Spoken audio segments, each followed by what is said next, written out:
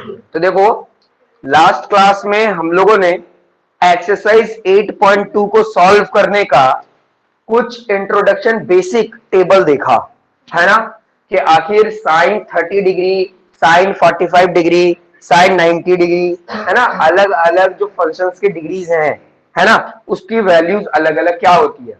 अगर वैल्यूज याद हो गया तब समझ लो कि ये एक्सरसाइज तुम्हारे लिए बहुत इजी हो गया, और अगर वैल्यूज याद नहीं है तो आपके लिए ये एक्सरसाइज आपके लिए बहुत हार्ड होगा। ठीक है, तो याद रखना, अभी तो आप लोगों को आराम से वो टेबल देखने का मौका मिलेगा, लेकिन जब टेस्ट होगा या एग्जाम होगा आपको वो टेबल खुद से बनाना है। बनाने का तरीका मैंने बता दिया है इसके पहले वाले वीडियो में। ठीक है, तो अगर किसी तरह का डाउट होगा तो देख लेना। चलिए, एक्सरसाइज 8.2 का क्वेश्चन नंबर 1 देखते हैं। ठीक है, 1। अब देखो 1 में बहुत सारे बीट है। ठीक है, तो पहला ही बीट देखते हैं, सबसे पहला, है ना। पहला बीट देखो क्या दिया हुआ है, sine 60 degree, sine 60 degree, cos 30 degree, cos 30 degree, plus sine 30 degree, sine 30 degree, और कॉस 60 डिग्री। ठीक है, ध्यान देना, ध्यान से तो अगर तुम लोग ऑब्जर्व करोगे तो तुम लोग को पता चलेगा कि यहाँ साइन, यहाँ पर प्लस दिया हुआ है, लेकिन इन दोनों के बीच में, क्योंकि यहाँ साइन ये अलग फंक्शन है और इन दोनों के बीच में कुछ नहीं दिया हुआ है ना, तो इसका मतलब वो क्या हो रहा है, मल्टीप्लाई हो रहा है। ठीक है, साइन 60 30, साइन 30 और कॉस 60। ठीक है, इसकी वैल्यू फाइंड आउट करनी है, बहुत इजी है। आपको क्या करना है, बारी बारी से जितने भी फंक्शन के डिग्रीज हैं उनकी वैल्यूज को सब्स्टिट्यूट कर देना है, उनकी वैल्यूज को लिख देना है। चलिए, किसी को याद है साइन 60 का वैल्यू क्या होता है, 1/2। वेरी गुड, याद नहीं है। साइन 60 देखो, अगर याद नहीं है, मैं बता रहा हूं, याद नहीं है टेबल देखो, याद नहीं है तो टेबल देखो। ठीक है, √3/2। ठीक है, cos 30 का वैल्यू, तो यहां पर मल्टीप्लाई है तो cos का भी वैल्यू कितना होता है, 3/2। लेकिन ध्यान देना, यहां पर साइन 60 लिखा हुआ था, है ना, और यहाँ cos 30 लिखा हुआ है, वैल्यू सेम है। टेबल देखोगे तो टेबल निकालने का तरीका बताया था। ठीक है, यहां पर आ गया प्लस। ठीक है, फिर यहाँ क्या लिखा है, साइन 30, इस बार क्या है, साइन 30 का क्या होता है, 1/2, और ये cos 60 का क्या होता है, 1/2।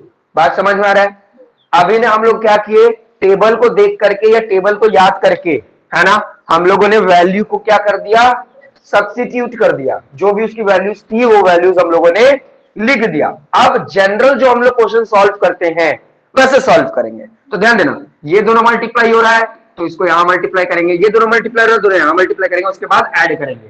ठीक है, क्योंकि बोर्ड मास मेथड सभी जानते हैं, है ना, पहले मल्टीप्लीकेशन होता है उसके बाद एडिशन होता है। तो देखो, √3 कितना होता है, 3 होता है। ठीक है, और 2 को 2 से मल्टीप्लाई करेंगे तो कितना आ जाएगा, 4, प्लस 1 को 1 से मल्टीप्लाई करेंगे तो 1, 2 को 2 से मल्टीप्लाई करेंगे तो 4। अब देखो ये रेशनल नंबर के फॉर्म में आ गया। अच्छा, रेशनल नंबर के फॉर्म में तो आ गया, लेकिन डेनोमिनेटर दोनों का सेम है। जब डेनोमिनेटर दोनों का सेम होता है तो बस ऊपर में क्या करते हैं, न्यूमरेटर को ऐड कर देते हैं। तो क्या करेंगे, दोनों का एलसीएम लेंगे तो 4 ही आएगा, है ना। और जब दोनों का डेनोमिनेटर सेम है तो क्या लिखना होगा, 3 + 1, ऊपर वाले को बस ऐड कर देते हैं, है ना, जब डेनोमिनेटर सेम रहता है तो। और अगर डेनोमिनेटर सेम नहीं रहता है तो एलसीएम लेकर सॉल्व करते हैं। ये तो क्लास 6 से पढ़ते आ रहे हो, है ना। तो 3 + 1 कितना हो गया, 4/4, विच इज इक्वल टू 1। लेकिन ध्यान देना, हम इंप्लाइज दैट का साइन भूल जाते हैं, आप लोग को नहीं भूलना है। समझ में आ गया। तो इस तरीके से ये जितने भी क्वेश्चन दिए थे इसकी वैल्यू क्या आ गई, 1। हाँ, इंप्लाइज का नहीं कटता, नहीं। बात समझ में आया कि नहीं आया, समझ में आया क्वेश्चन कैसे बनेगा, है ना। बस ये पूरा एक्सरसाइज यही है, जिसको टेबल याद है वो आराम से करता चला जाएगा, और जिसको टेबल याद नहीं है उसको दिक्कत होगा, बार बार पेज पलटना पड़ेगा, है ना, टेबल देखने के लिए।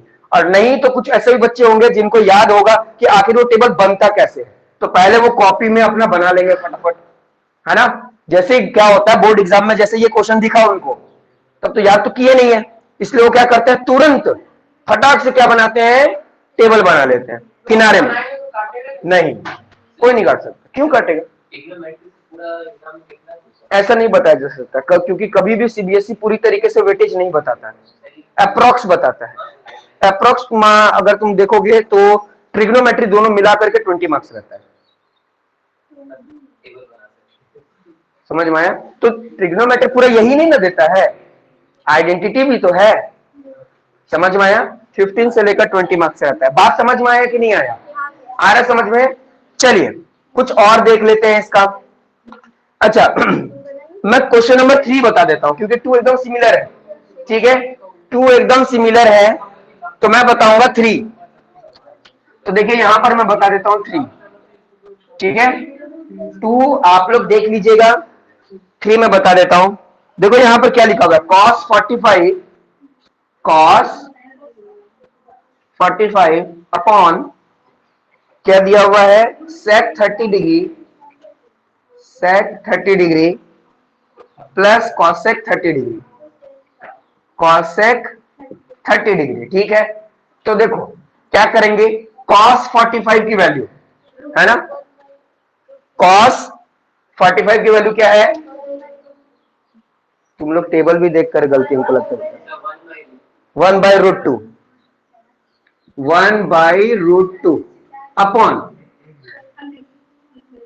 sec 30 1/2 प्लस cosec, अब तुम लोग पे बस भरोसा नहीं करूंगा, तुम लोग पे नहीं भरोसा करूंगा। देखो sec 30 की वैल्यू होती है 2/√3, समझ में आया? और cosec 30 की वैल्यू होती है सिर्फ 2, समझ में आया? बताओ, जब तुम लोग देख करके भी नहीं बता पा रहे हो सही से, तो फिर याद करने का कहीं बात तो दूर ना हो जाए। ध्यान देना, ये p/q होता है, इसको भी p/q कर लो पहले। ठीक है, तो अब क्या है, इसको सॉल्व कर लेते हैं। इसको सॉल्व करेंगे तो ध्यान देना कैसे सॉल्व करेंगे, एलसीएम लेकर सॉल्व करेंगे। तो यहाँ √3 है, यहाँ 1 है, तो सिंपल सी बात है, क्या आएगा, √3। एलसीएम लेने आता ही होगा, नहीं आता है तो फिर नहीं बताया जा सकता। √3 है तो क्या हो जाएगा, 1, यानी 1 से मल्टीप्लाई करना होगा। ठीक है, और ऊपर वाले को मल्टीप्लाई, यहाँ 1 है लेकिन क्या लेके आना होगा, √3 इंटू 2। ठीक है, तो क्या हो जाएगा, 1/√2, इन दोनों को यहाँ पर √3 का √3 लिखेंगे, इसको सॉल्व करते तो कितना आ जाएगा, आ जाएगा 2 और यह आ जाएगा 2√3। इतनी बात समझ में आ रही है? अब क्या करेंगे, दोनों डिवाइड हो रहा है, अगर ये दोनों डिवाइड हो रहा है तो ध्यान देना, ऐसे लिख सकते हैं 1/√2 इंटू, जैसे ऊपर चला जाएगा तो रेसिप्रोकल हो जाएगा, यानी 2 + 2√3। ठीक है, अब बस क्या करना है, इन दोनों को मल्टीप्लाई करना है, इन दोनों को क्या करना है, सॉल्व करना है। ठीक है, तो ये पहला वाला मिटा देता हूं, क्योंकि पहले वाले का भी हम लोगों को काम नहीं है, क्योंकि सब बच्चे लिख ही लिए होंगे। मैं यहां बता देता हूं, तो देखो अभी हम लोग के पास क्या आ चुका है, अभी हम लोग के पास आ चुका है 1/√2 इंटू √3, 2 + 2√3। ठीक है, ये है, तो सामने सामने अगर मल्टीप्लाई करेंगे तो कितना आ जाएगा, √3। बात समझ में आ रहा है? अब इसको पूरे से मल्टीप्लाई करना, तो इसको इससे मल्टीप्लाई करेंगे तो आएगा क्या, 2√2 प्लस इसको इससे मल्टीप्लाई करेंगे तो आएगा 2√6। ठीक है, मैं फिर से बता रहा हूं किया हूं क्या। यहां तक तो सबको समझ में आ गया होगा कि यहां पर क्या किया गया, दोनों का एलसीएम लिया गया, एलसीएम लेकर के सॉल्व कर दिया गया। ठीक है, यहां √3 का √3 आया, फिर ये दोनों तो सॉल्व, एलसीएम लेने आता है कि नहीं पता ही बताओ, एलसीएम तो लेने आता है ना। ठीक है, अब ये दोनों क्या हो रहा था, डिवाइड हो रहा था, तो इसको वैसे ही लिखे, डिवाइड की जगह जैसे मल्टीप्लाई लिखे तो ये क्या हो गया, रेसिप्रोकल, नीचे वाला ऊपर, ऊपर वाला नीचे, यहां पर वही चीज लिखा हूं। तो अब देखो 1 जब √3 से मल्टीप्लाई हुआ तो ये √3 आ गया। अब क्या होगा कि ये √2 ना इससे मल्टीप्लाई होगा, ये देखो मैं फिर से बता रहा हूं यहां पर एग्जांपल से, √2 जो है ये इससे मल्टीप्लाई होगा। ठीक है, तो जब ये इससे मल्टीप्लाई होगा जब रूट टू टू से मल्टीप्लाई होगा तो क्या बन जाएगा, टू रूट टू। ठीक है, क्लास 9 में चैप्टर 1 पढ़े होगे तो बहुत फायदा होगा, और नहीं पढ़े हो तो बहुत दिक्कत होगा, इसलिए बोला जाता है 9 क्लास ध्यान से पढ़ो। अब इसको इससे मल्टीप्लाई करना होगा, एक बार इसको इससे मल्टीप्लाई किया, एक बार इससे इसको मल्टीप्लाई करेंगे। तो ध्यान देना ये रूट टू है, ध्यान देना क्या हो रहा है, रूट टू को टू रूट थ्री से मल्टीप्लाई करना है। तो ये भी रूट में है, ये भी रूट में, लेकिन दोनों नंबर सेम नहीं है ना, इसलिए ये दोनों एक बार रूट के अंदर चला जाएगा, यानी 2 into 3, और ये वाला 2 बाहर ही रहेगा, तो क्या बन जाएगा, 2√6। बात समझ में आ रहा है, यहां पर वही आ रहा है 2√6। बात समझ में आया कि नहीं आया, सबको समझ में आ रहा है ना। तो यहां पे भी आप आंसर छोड़ सकते हो, ठीक है, इसकी वैल्यू यहां पे भी छोड़ सकते हो, और चाहो तो और आगे जा सकते हो कॉमन निकाल करके। ठीक है, समझ में आया। हाँ हाँ हाँ, क्यों, कैसे गाएगा, यहाँ रेसिप्रोकल का मतलब तो यही होता है ना, डिवाइड से अगर मल्टीप्लाई कर रहे हो तो रेसिप्रोकल हो जाएगा, और रेसिप्रोकल का मतलब होता है नीचे से ऊपर वाला, यानी डायमीटर बन जाएगा न्यूमरेटर और न्यूमरेटर बन जाएगा डेनोमिनेटर। लिख लो।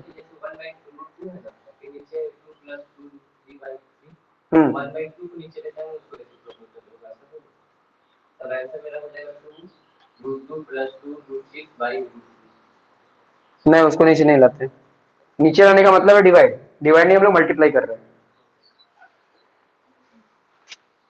लिख लीजिए।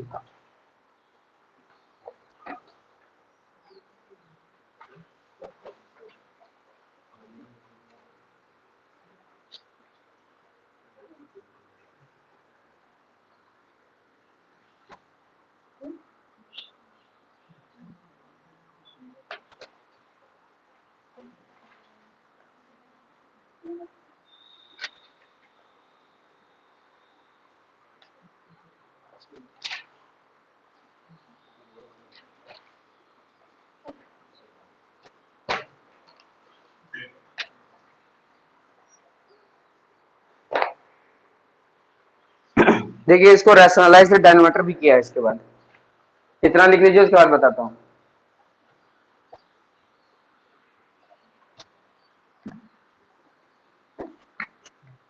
इतना बात समझ में आया कि नहीं, आगे सभी को, ठीक है, तुम लिख लीजिए।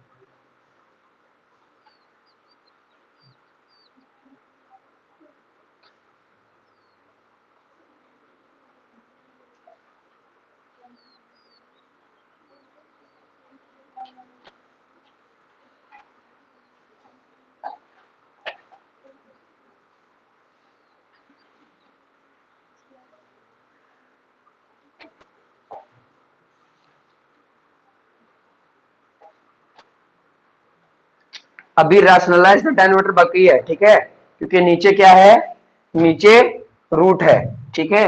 तो अब हम लोग क्या करेंगे, इसके बाद रैशनलाइज डायनोमिनेटर करेंगे, ठीक है, जो क्लास 9 में सीखे थे। क्या होता है रैशनलाइज डायनोमीटर, देखो, √3/2√2 प्लस 2√6, ये तो लिख दिए, डायनोमीटर ये है, इसको रैशनलाइज करेंगे तो यहाँ मल्टीप्लाई होगा, और यही ऊपर भी लिख देंगे, यानी 2√2 और 2√6, लेकिन अंतर बस यही होगा, ध्यान देना कि यहाँ प्लस था तो यहाँ माइनस हो जाएगा, और वही चीज नीचे भी लिख देंगे, 2√2 माइनस 2√6, ठीक है। अब देखो, अब क्या होगा, ये इससे मल्टीप्लाई होगा, ये इससे मल्टीप्लाई होगा, तो ध्यान देना ये भी रूट में, ये भी रूट में, तो क्या हो जाएगा 2√6, है ना, फिर ये वाला माइनस, फिर ये वाला इससे भी मल्टीप्लाई होगा, तो क्या हो जाएगा 2√18, 6 6 3 जा 18 और ये √2 इधर ही आ गया और ये इस दोनों को मल्टीप्लाई किए तो √3 और √2 क्या हो गया, √6 बन गया और 2 ऐसे आ गया। अब यहाँ पर देखो a plus B a minus B, इसका मतलब क्या हो गया, a square minus B square. ठीक है, तो सॉल्व करते हैं, ये तो वैसे ही आ जाएगा 2√6 माइनस 2√18।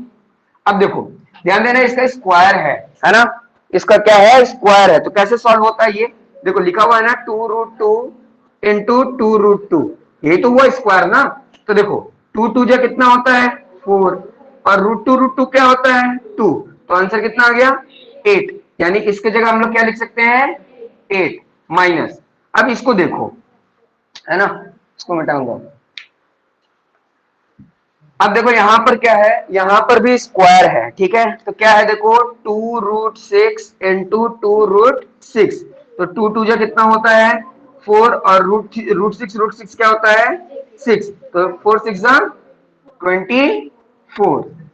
बात समझ में आ रहा है कि नहीं, बात समझ में आ रहा है ना सभी को, कोई दिक्कत है, नहीं दिक्कत नहीं है, ठीक है। तो अब देखो यहां पर क्या होगा, अगर हम इन दोनों को सॉल्व करें, ठीक है, इन दोनों को सॉल्व करें तो क्या हो जाएगा, यहां से कॉमन निकाला जा सकता है 2, जब 2 कॉमन निकाला जाएगा तो क्या हो जाएगा √6 माइनस √18 अपॉन, इन दोनों को माइनस करेंगे तो कितना आ जाएगा 16। बात समझ में आ रहा है कि नहीं आ रहा है, -16।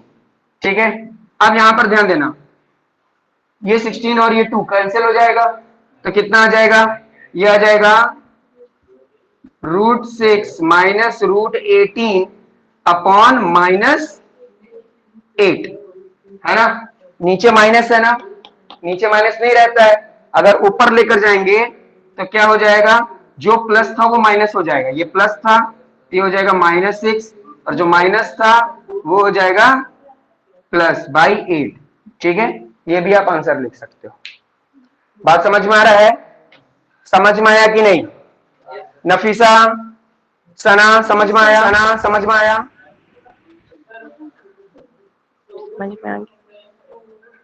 यहां से इसके बाद रैशनलाइज द डिनोमिनेटर किए हुए, मतलब इसको वैसे ही लिखे मल्टीप्लाई, ये नीचे वाला ऊपर और ऊपर वाला ये नीचे लिख दिया, बस यहाँ प्लस था तो यहाँ माइनस नहीं, और बस सामने सामने इंटू कर दी।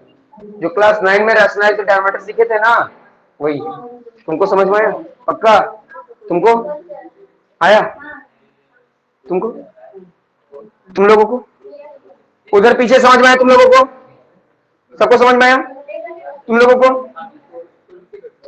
सलीम तुम्हें सर तुमको समझ में आया, चलो लिखो।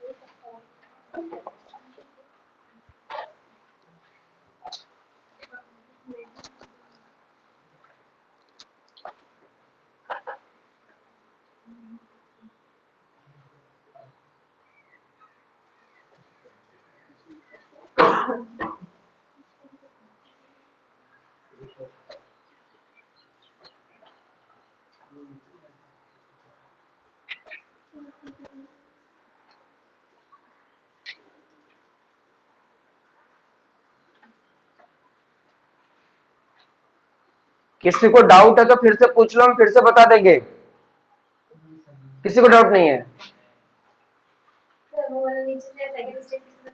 कौन सा, ये देखो कभी भी नीचे माइनस है ना, अगर हम इसको ऊपर भेजेंगे तो जैसे हम ऊपर भेजेंगे ना तो वो स्टैंडर्ड फॉर्म कहलाता है ना, तो स्टैंडर्ड फॉर्म कहलाने का मतलब है कि नीचे ऊपर दोनों को -1 से मल्टीप्लाई करवाना है, इसका मतलब ये है। तो तुम ऐसा समझ लो कि अगर माइनस को ऊपर भेजेंगे ना तो जो प्लस में है वो माइनस में हो जाएगा और जो माइनस में है वो प्लस में हो जाएगा, और देखो नीचे वाला माइनस अब नहीं, हाँ सिर्फ माइनस को, माइनस नहीं रहता है, नहीं नीचे नीचे माइनस नहीं कभी छोड़ा जाता है, इसलिए तो स्टैंडर्ड फॉर्म आया हुआ है।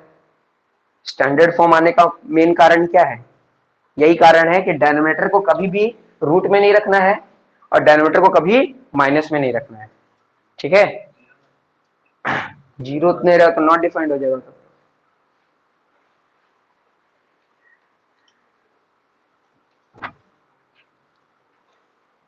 नेक्स्ट क्वेश्चन लिखकर रेडी रखो और हो सके तो वैल्यू सब्स्टिट्यूट करो।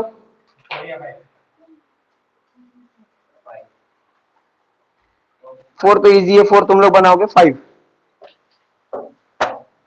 अब फाइव बताऊंगा। जो बिट छोड़ रहा हूं वो तुम लोग के लिए होमवर्क हो रहा है ऑटोमेटिक, उसको बना करके ही लाना है। ठीक है, हाँ, और नहीं समझ में आएगा तब तो हम है ही अगली क्लास में।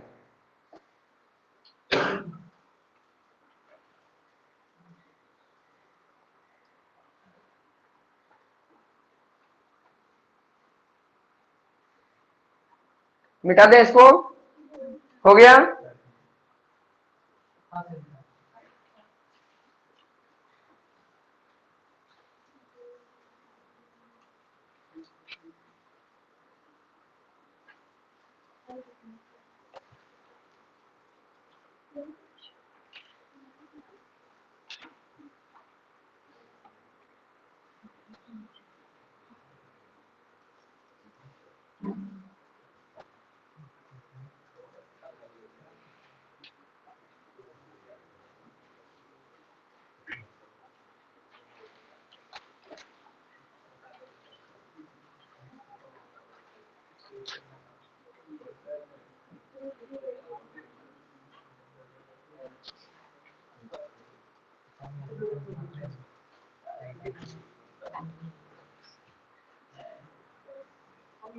ठीक, चलिए तो अब फिफ्थ बताऊंगा, फोर्थ होमवर्क है, उसको प्रैक्टिस कीजिएगा आप लोग।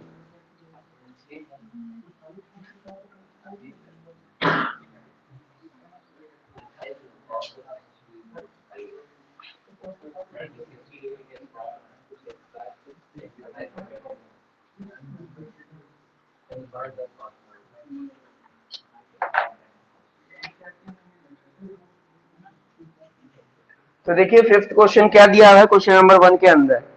5 cos square 60, 5 cos square 60 degree plus 4 sec square 30 degree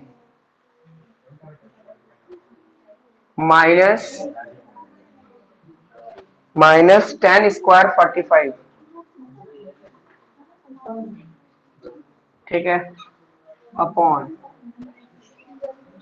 sin square 30 degree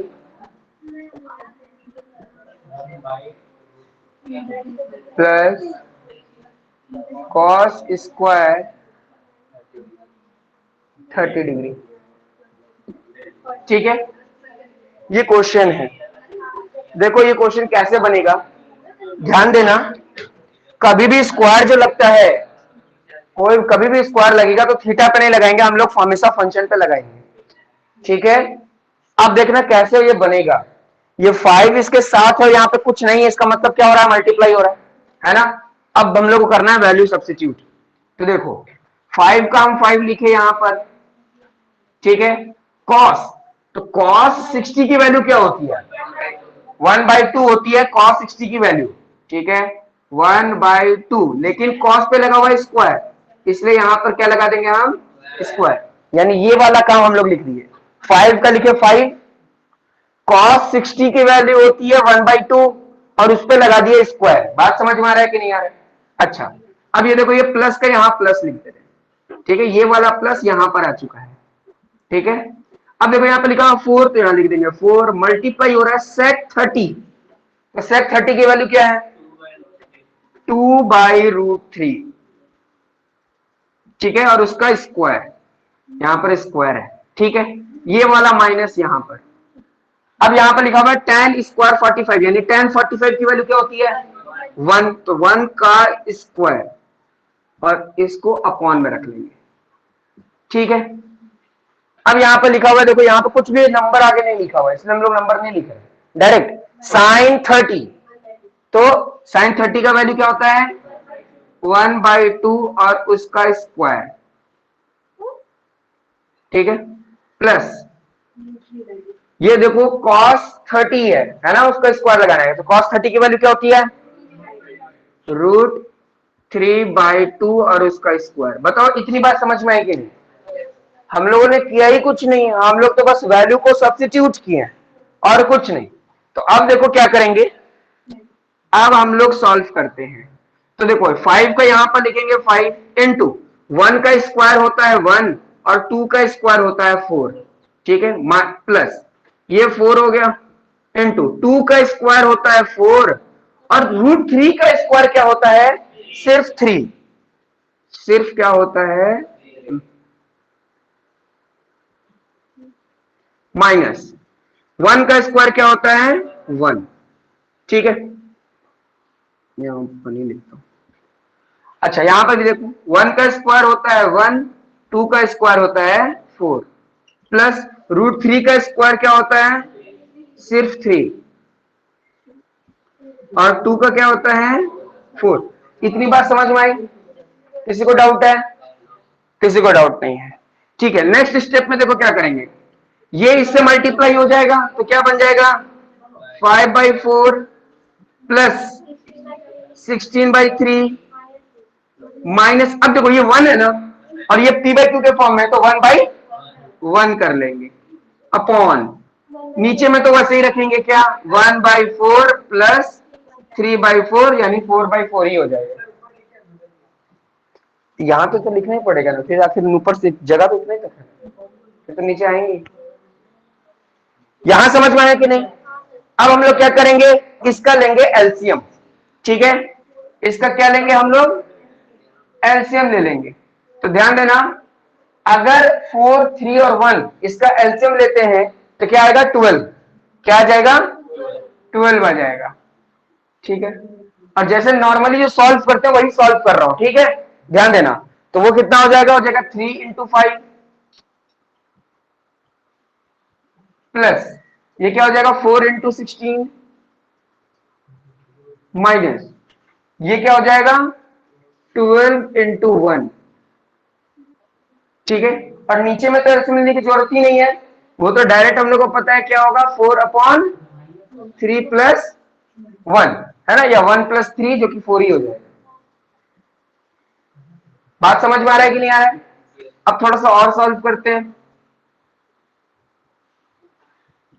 तो देखो ऊपर 3 5 जो कितना होता है 15 प्लस 4 को 16 से मल्टीप्लाई करेंगे क्या आ रहा है 64 माइनस 12 1 जा 12 अपॉन ये 12 यहां रहेगा और नीचे क्या आ जाएगा 4/4।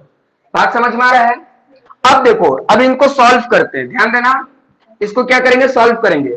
तो 15 को अगर 64 से प्लस करते हैं तो कितना हो जाएगा 79 होगा ना 79, और 79 को जब 12 से माइनस कर देंगे तो कितना हो जाएगा 67/12। मैं डायरेक्ट कर दिया हूं, ठीक है, और ये 12 का यहाँ 12 और ये वाला डिवाइड जो है बड़ा वाला डिवाइड यहाँ है, बड़ा वाला डिवाइड यहाँ है, और ये 4/4 है ना।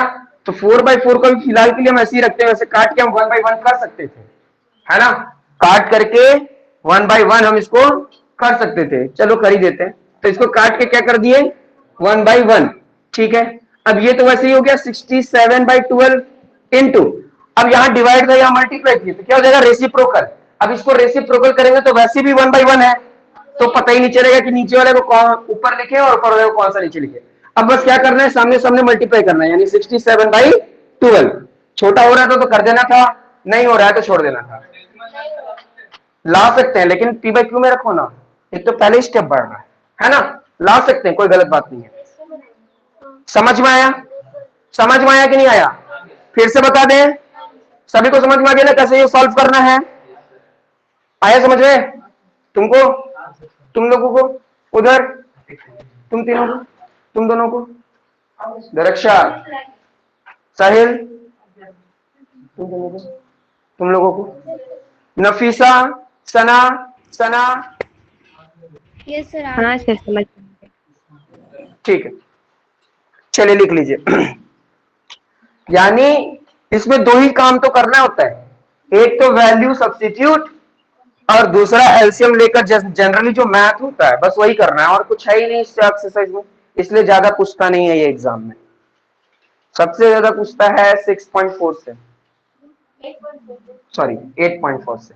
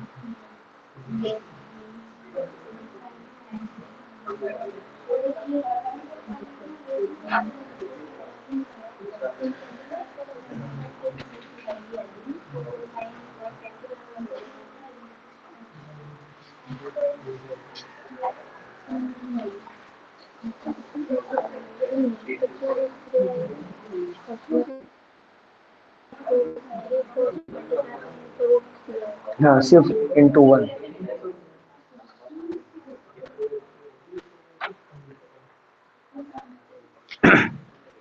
इरेज कर दे, हो गया सभी का? ठीक है, जल्दी लिखो।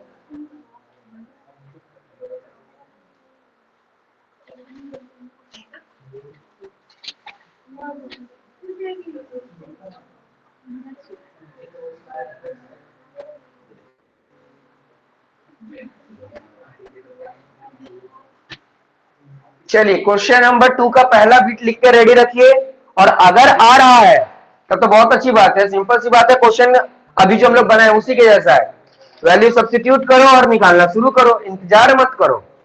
आ रहा है तो बनाते चलो, आ रहा है तो बनाते चलो। उसमें 4 ऑप्शन दिए हुए हैं, अगर बोर्ड एग्जाम में भी 4 ऑप्शन आएगा तो इस क्वेश्चन की वैल्यू हो जाएगी 1, और वैसे ही 4 ऑप्शन हटा देंगे तो इसकी वैल्यू हो जाएगी 2। समझ में आया? सिर्फ ऑप्शन के कारण क्या हो गया, वैल्यू हो गया 1 इस क्वेश्चन का। और अगर ऑप्शन हटा देंगे ए बी सी डी तो इस क्वेश्चन की वैल्यू हो जाएगी 2। सलीम समझ में आ रहा है तुमको? मुबारक सच बोल रहे हो तुम? सैफ आ रहा है ना? अभी वही बात है ना, पेरेंट सिग्नेचर अभी भी हम नहीं देखे हैं। ठीक है, तुम्हारा जी? ठीक है।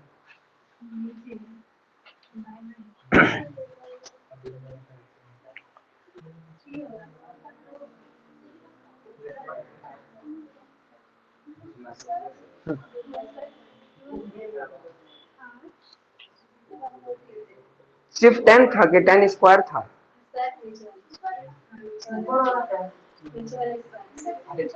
नीचे वाला स्क्वायर, ठीक।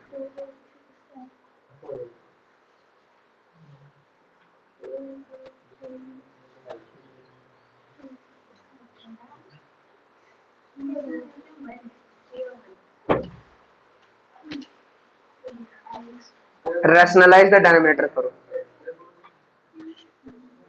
हो गया, मिटा दूं? चलिए अब आते हैं क्वेश्चन नंबर 2 के पहले बिट पर। चलिए समझते हैं कि क्वेश्चन नंबर 2 का पहला बिट कैसे बनेगा। बहुत इजी तरीके से बनेगा, जिसको क्वेश्चन नंबर 1 का लास्ट बिट आया वही बना पाएगा। जिसको ये वाला क्वेश्चन अभी जो बताया था अगर वो आता है तो क्वेश्चन नंबर 2 आराम से बनता चला जाएगा, किसी तरह का दिक्कत नहीं आएगा उसको। ठीक है, चलो देखो क्वेश्चन नंबर 2 का पहला बिट। ठीक है, क्वेश्चन नंबर 2 का देखोगे अगर पहला बिट तो तुम लोग को पता चलेगा क्वेश्चन दिया गया है 2 tan 30 degree upon 1 plus tan square 30 degree. ठीक है, ये क्वेश्चन दिया गया है। ध्यान से देखो ये क्वेश्चन कैसे बनेगा। वैल्यू सब्स्टिट्यूट करना है और कुछ नहीं है। तो देखो यहां 2 का 2 इंटू tan 30 का वैल्यू क्या होता है 1/√3। यहां 1 का 1 लिखे प्लस tan स्क्वायर 30 है ना, यानी tan 30 उसका स्क्वायर करना है। tan 30 क्या होता है 1/√3 और उसका क्या कर दिए हम स्क्वायर कर दिए। ठीक है, अब थोड़ा सॉल्व करते हैं। सॉल्व करेंगे तो देखो क्या पता चलेगा 2 को 1/√3 से मल्टीप्लाई करेंगे तो आएगा 2√3 अपॉन यहां 1 का 1 प्लस 1 का स्क्वायर होता है 1 और √3 का स्क्वायर होता है सिर्फ 3। तो अगर ये p/q के फॉर्म में लिखा हुआ है तो इसको भी क्या करना होगा p/q के फॉर्म में ही करना पड़ेगा और उसको क्या लेना होगा एलसीएम लेना होगा। ठीक है, तो एलसीएम लेकर अगर सॉल्व करते हैं तो क्या आ जाएगा 2√3 अपॉन ये कितना हो जाएगा 3 और मैं डायरेक्ट कर दे रहा हूं 3 + 1। बात समझ में आ रहा है एलसीएम लेंगे तो। ठीक है, अब मैं स्टेप यहां लिख देता हूं। ठीक है, ये क्या हो जाएगा 2√3 अपॉन ठीक है क्या हो जाएगा 4√3 सॉरी सिर्फ 3। ठीक है, अब ये दोनों क्या हो रहा है डिवाइड हो रहा है। ठीक है, तो क्या हो जाएगा अब ये मल्टीप्लाई यानी 2√3 मल्टीप्लाई ये 3 है। ठीक, ये क्या हो जाएगा 3/4। बात समझ में आ रहा है।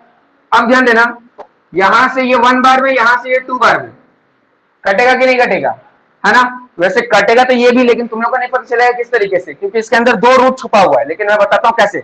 ये तो कटा समझ में आया ना 2 1 जा 2 और 2 2 जा 4। तो अब देखो क्या मेरे पास बचा 1 को 3 से मल्टीप्लाई करेंगे तो 3 आ जाएगा और इसको इससे मल्टीप्लाई करेंगे तो 2√3 आ जाएगा 2√3। इतनी बात समझ में आई कि नहीं। अब तुम लोग को हम बताए थे कि कभी भी डिनोमिनेटर में माइनस और रूट नहीं रहता।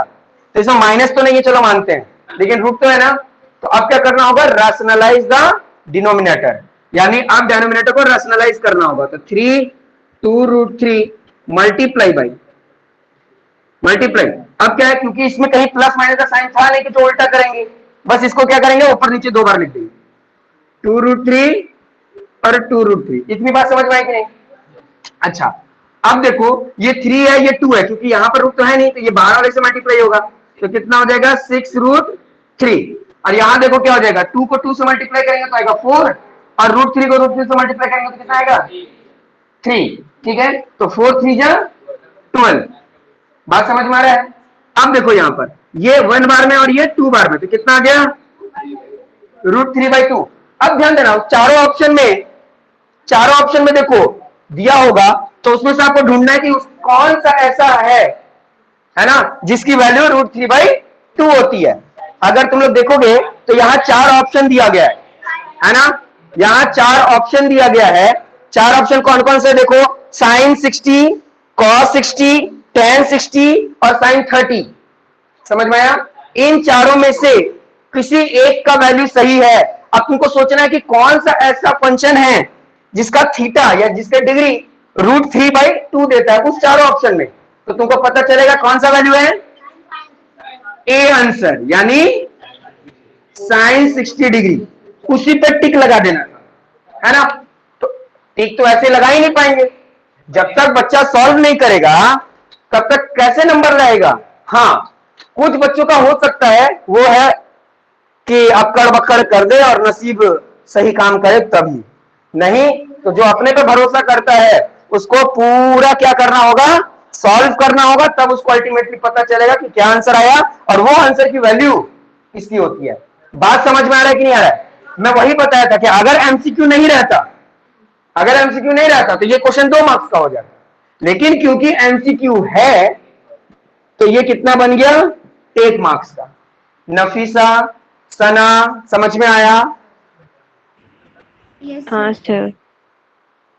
तुम लोगों को समझ में आया जी। इधर पीछे आया समझ में तुम लोगों को आया, तुम लोगों को उधर तुमको जी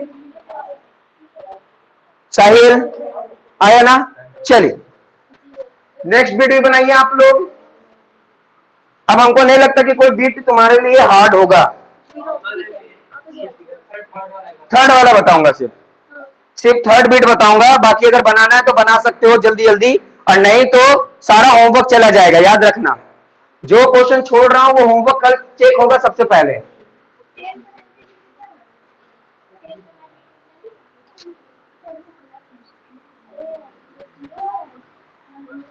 तुमको समझ में आ रहा है रौनक?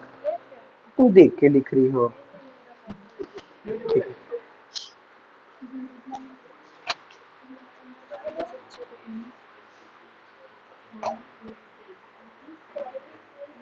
इम्प्लाइज दैट का साइन कहाँ है? वो तो हम भूलते हैं, तुम लोग क्यों भूल रहे हो? अच्छा, इसलिए पूछा था कि मार्क्स कट रहा है नहीं? अच्छा, मार्क्स कटता है बाबू। कॉपी चेक करने वाला तुमको पता ही है कौन है। हाँ हाँ, सही बात है। कटे ना कटे, तुम्हारा जरूर कटेगा।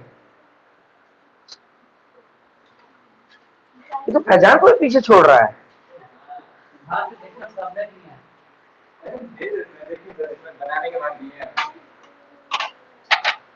मैं क्वेश्चन नंबर थर्ड बताऊंगा, क्वेश्चन 2 का थर्ड बिट बताऊंगा, ठीक है?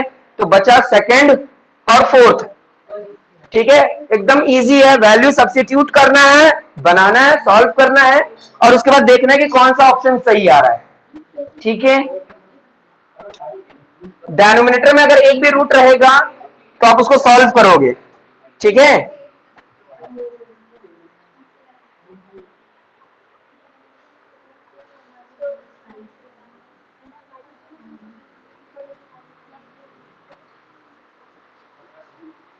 मिटा दूं?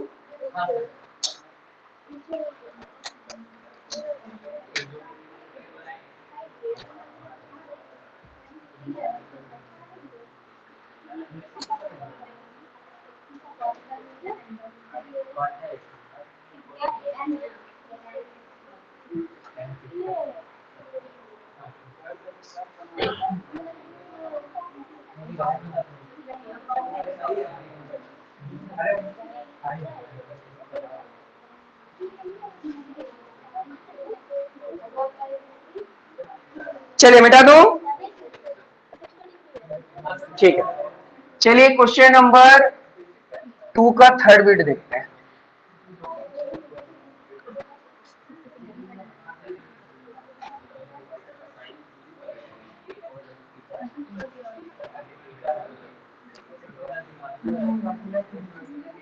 तो देखिए थर्ड बिट में क्या है, थर्ड बिट में है sine 2a equal to 2 sine a, ठीक है? अब बताना है कि हम लोग a का वैल्यू क्या रखें, हम लोग a का वैल्यू क्या रखें? a का वैल्यू, a क्या होगा यहाँ पर? a तो डिग्री होता है ना, थीटा होता है। तो आखिर a का कौन सा डिग्री रखें? जो ऑप्शन दिया गया है उसमें से कौन सा वैल्यू रखें? जैसे क्या क्या दिया हुआ जरा बताओ, एबीसीडी में 0, 30, 40 और 60। बोल रहा है कि इस a का वैल्यू इन चारों थीटा में से कौन सा ऐसा थीटा इसमें रखेंगे जिससे एलएचएस आरएचएस के क्या हो जाए? बराबर हो जाए। तो चलो लेट चेक करते हैं। ए का वैल्यू दिया हुआ है? अच्छा वो वाला है, वो स्मॉल है।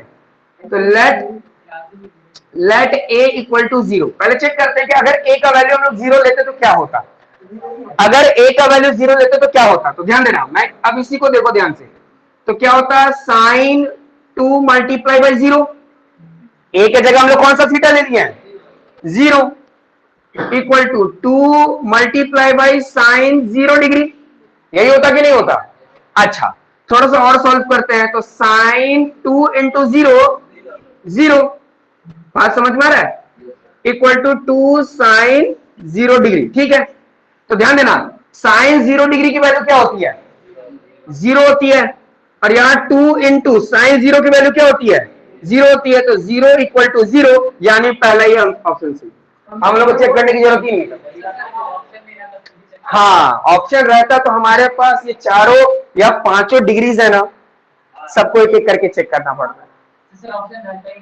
तो अभी तुम क्या बोल रहे हैं, हम लोग को तो पता ही है ना कि ए का वैल्यू या तो 30 डिग्री होगा, या तो 0 डिग्री होगा, या तो 45 होगा, या तो 60 होगा, या तो 90 होगा। इसी में से ना कोई होगा, और तो कोई हो ही नहीं सकता।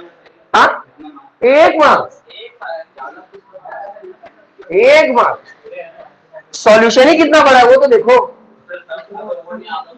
हाँ, तो फिर हम लोग 30 से चेक करते, 30 से चेक करते हैं LHS इक्वल टू RHS हो रहा है कि। अगर इससे नहीं आता तो 45 लिखते, 45 से नहीं आता तो 60 चेक करते, 60 नहीं आता तो एक और लास्ट चांस है 90। पक्का उन पांचों में से एक तो आता ही आता।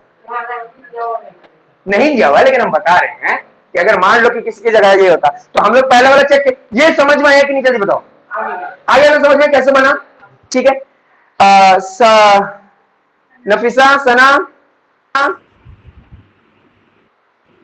यस सर, आ गया।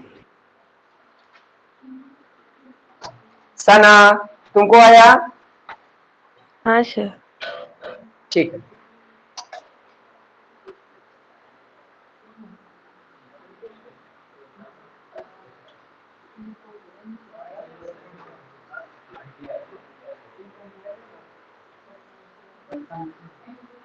जल्दी लिखिए, आज चैप्टर कंप्लीट हो जाएगा। Sorry, exercise. अब फिर बोल दिया तुम, हमेशा अब तो करेंगे।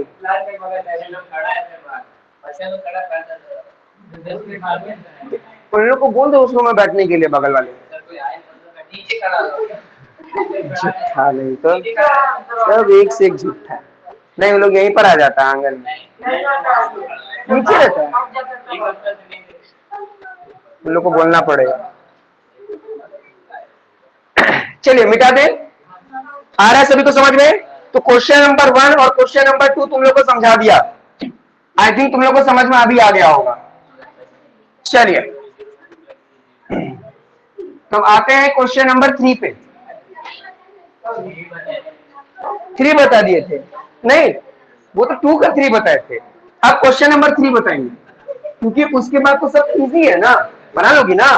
कोशिश करना, नहीं बनेगा तब तो कल का दिन है ना, पूछ लेना।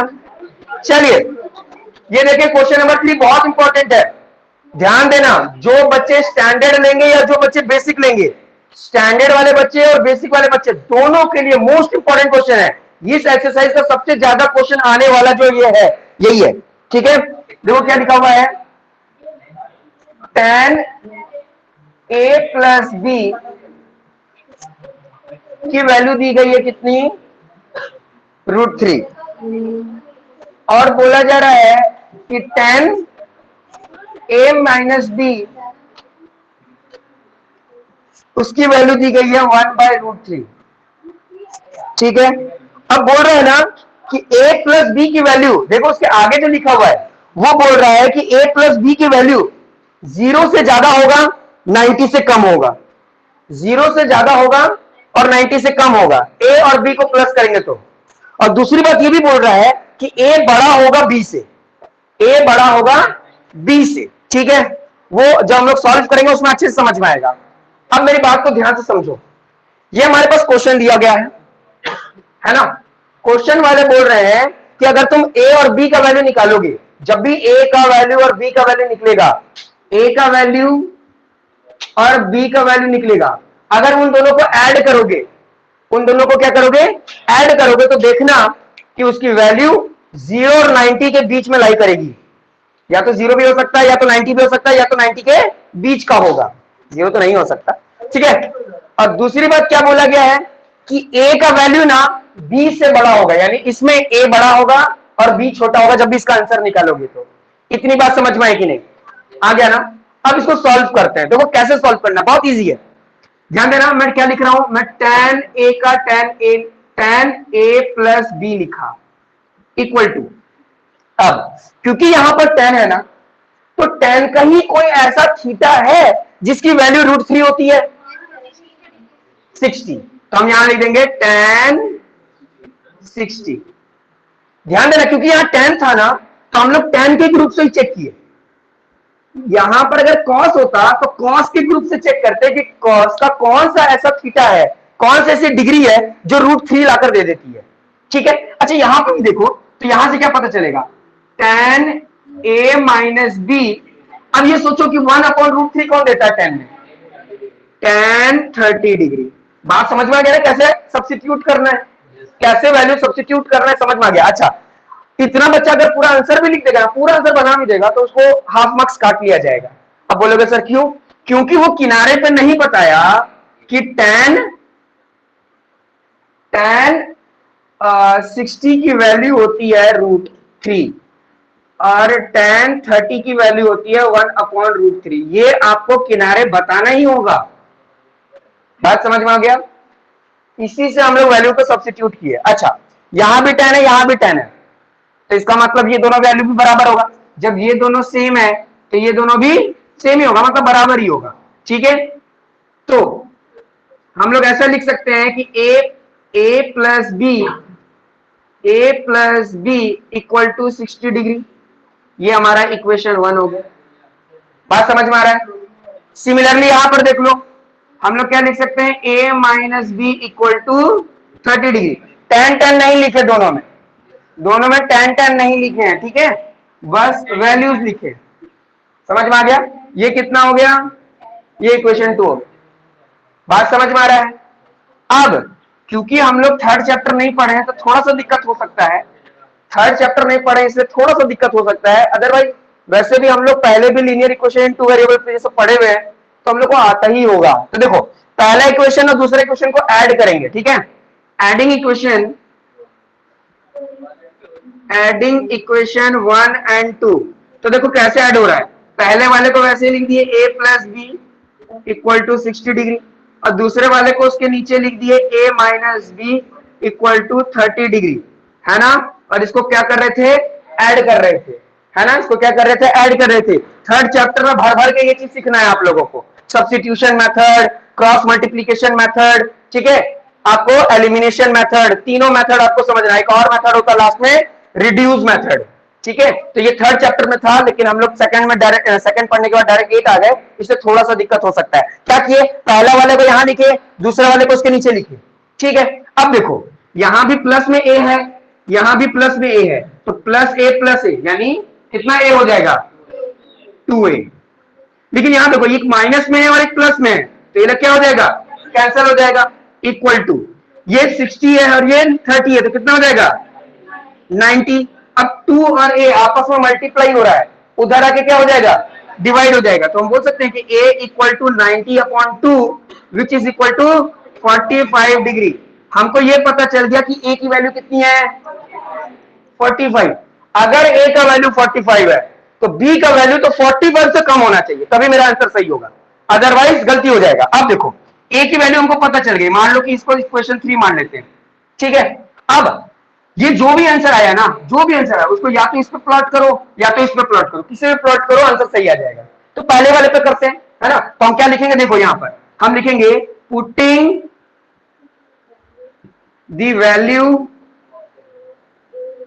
Value of a in equation 1, ठीक है। तो इक्वेशन 1 था क्या, a plus B equal to 60 degree. तो a हम लोग को पता चलिए कितना है, 45 डिग्री, ठीक है, प्लस b, तो b तो पता नहीं है, वो निकालना है। इक्वल टू का नीचे इक्वल टू, 60 के नीचे 60। बात समझ में आ रहा है। ये प्लस है, उठ करके इधर आएगा तो क्या हो जाएगा, माइनस। कैसे लिख सकते हैं, b equal to 60 minus 45 degree, है ना। तो b की वैल्यू कितनी आ जाएगी, 15 डिग्री। तो b कितना आ गया, 15 डिग्री। क्वेश्चन में जो दो कंडीशन दिया था, क्या बोला था कि a और b को प्लस करो और 0 और 90 के बीच में आना चाहिए। तो दोनों को प्लस कर रहे हैं तो कितना आ रहा है, 60, और 60 0 और 90 के बीच में आता है, पहला कंडीशन सेटिस्फाइड। दूसरे में क्या बोला था कि a बड़ा होना चाहिए b से, तो सही बात है, a बड़ा है b से, क्योंकि a कितना है 45 और b कितना है 15। बात समझ में आया, कैसे क्वेश्चन सॉल्व करते हैं, समझ में आया, समझ में आ गया ना, पक्का।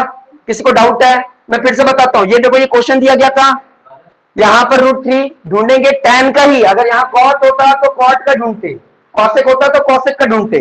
तो tan कौन सा tan का ऐसा वैल्यू है या डिग्री है जो √3 देता है, तो वो 60 देता है, इसमें 30 देता है। अब क्या किए, tan tan नहीं लिखे, रेस्ट जो पार्ट है वो हम लोग यहाँ पर लिख दिए, ठीक है।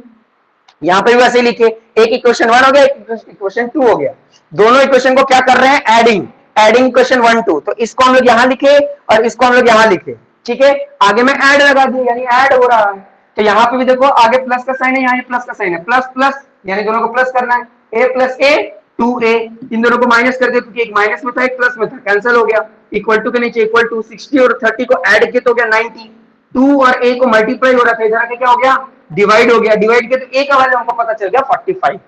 जब a का वैल्यू 45 पता चल गया तो हम लोग इस 45 को या तो इस पे प्लॉट करेंगे तो b निकल जाएगा, या तो इस पे प्लॉट करेंगे तब भी b निकल जाएगा, दोनों केस में b का वैल्यू 15 ही निकलेगा, सॉल्व करके भी देख सकते हो। बताओ समझ में आया कि नहीं, आ गया सबको समझ में, सना नफीसा समझ में आया, Yes, हाँ sir. सर, हाँ सर। ठीक है, लिख लीजिए।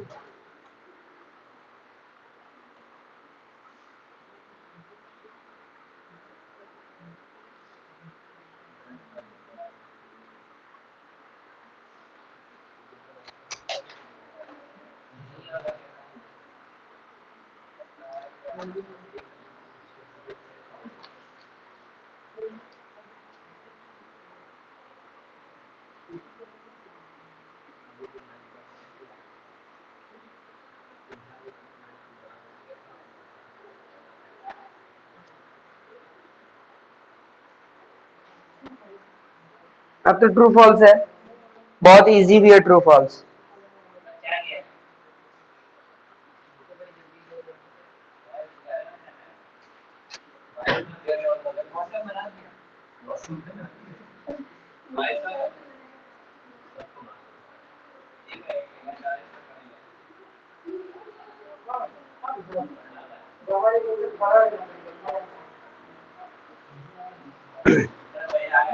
सभी को समझ में आया ना कैसे ये क्वेश्चन बना, ठीक है। इस तरह का क्वेश्चन बहुत बार आता है, ठीक है, अलग अलग वैल्यू दे करके।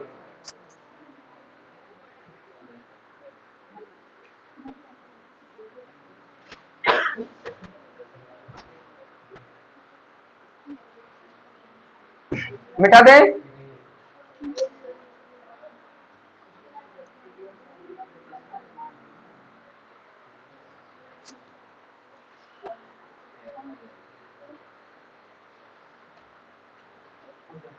हो गया, चलिए।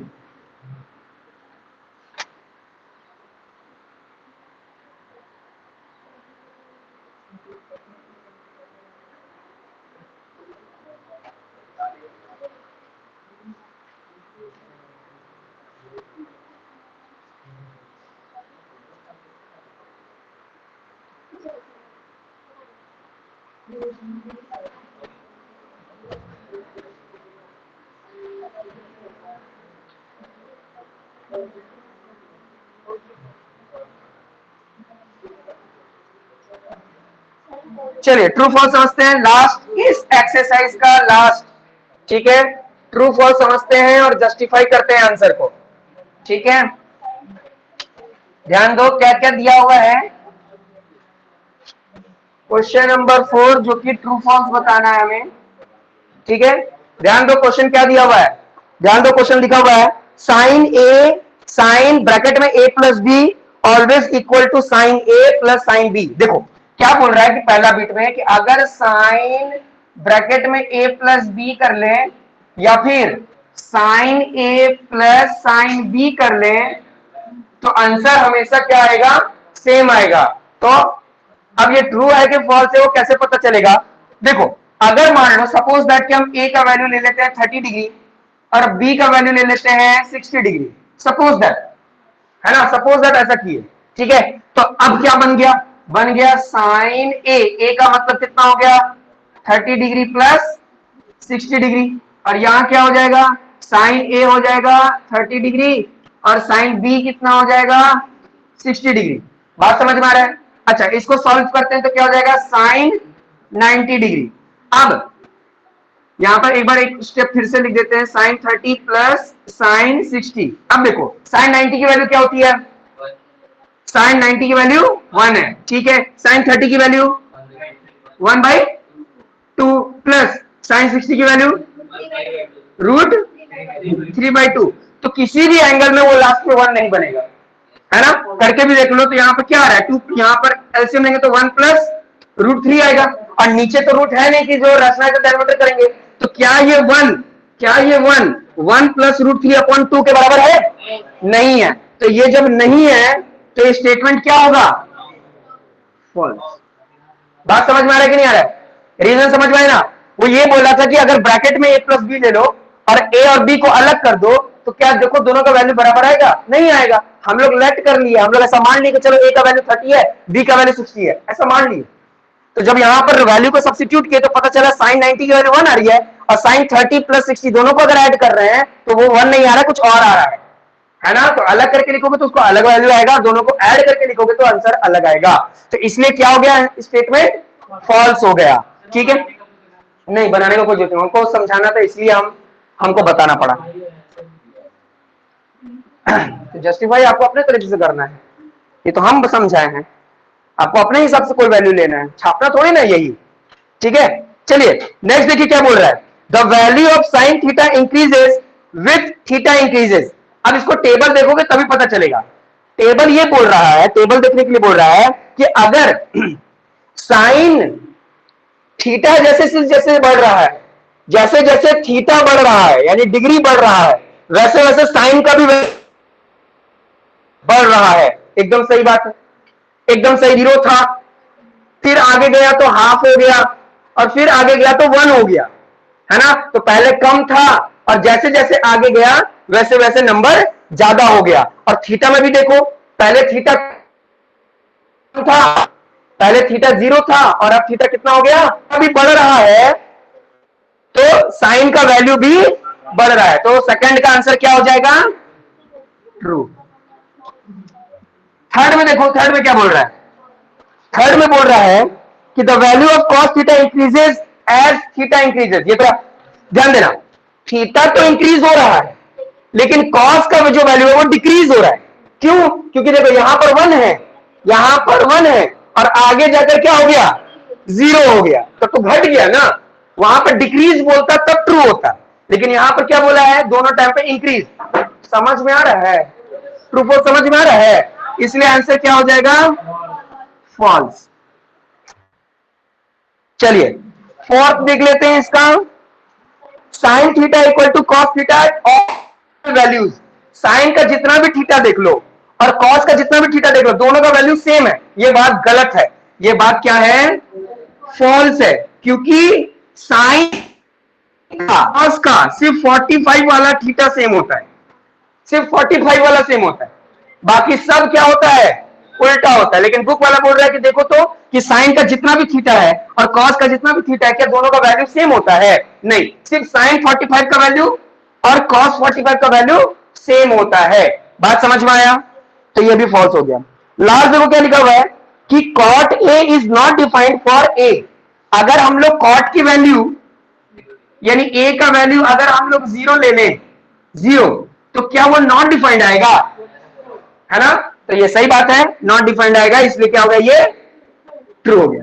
तो विथ रीजन हम लोगों ने समझ लिया, ये किस विथ रीजन हम लोगों ने समझ लिया कि किस तरीके से कौन सा थीटा किस तरीके से होता है, ट्रू फॉल्स। सभी को समझ में आया? किसी को डाउट है? ठीक है, नफीसा, सना समझ में आया? हाँ सर समझ में, हाँ सर समझ। ठीक है, फिर आज का क्लास इतना ही है, अब मिलते हैं नेक्स्ट क्लास में। Okay, good bye.